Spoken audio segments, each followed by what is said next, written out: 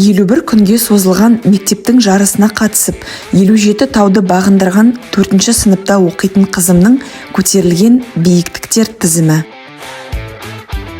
Сәуір айының 12-сінен маусымның 1 аралығында, яғни 51 күнге созылған мектептен берілген жарысқа қатысып, барлық жанұямызбен қызымызды қолдап, табиғатқа, тауға көтерілдік. Сонда осы 51 күннің ішінде біз 57 биік шыңдарды бағындырған екенбіз. Құтты болсын.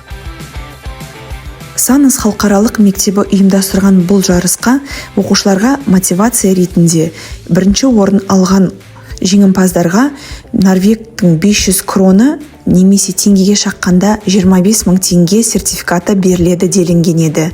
Бірақ біз бұл сертификатты емес, бастысы осы жарысқа қатысып, қанша тауды бағындыра аламыз екен, қанша тауға шыға аламыз екен деген ой туындады да, ал тәуекел деп басып кеткен сәтіміз.